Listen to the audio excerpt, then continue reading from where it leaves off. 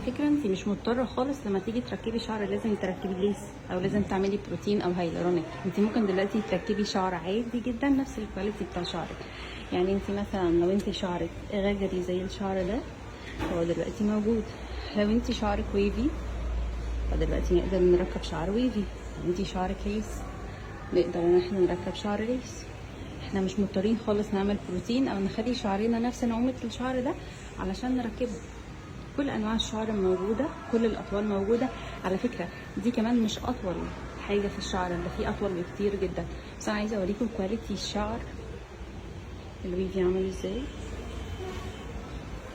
على فكرة دول درجتين مختلفين، الاتنين مش شبه بعض في كل الالوان. بصوا الابيض ده تحفة. في ناس على فكرة ممكن تركبه كده لوحده، وفي ناس ممكن تحط ميكس. يعني ممكن نعمل ميكس ما بين الدرجة دي والدرجة دي، ممكن نعمل ميكس ما بين البني والبلوند. شايفين؟ في على فكرة خصلة هنا احنا عاملينها تيست. الخصلة دي كده معمولة تيست، اتغسلت واتنشفت والويفي بتاعها زي ما هو. يعني الويفي ده مش هيرجع ليس يا جماعة تاني، هيفضل ويفي زي ما هو. بصوا الشعراية دي اسمها 6 دي، شايفينها عاملة ازاي؟ التركيبة دي اصلا مختلفة وممتازة جدا في الشعر.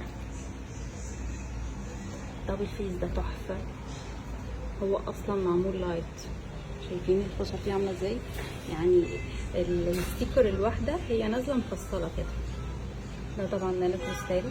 الشعرية بتلمع ازاي. خليكم معانا عشان تشوفوا كل جديد.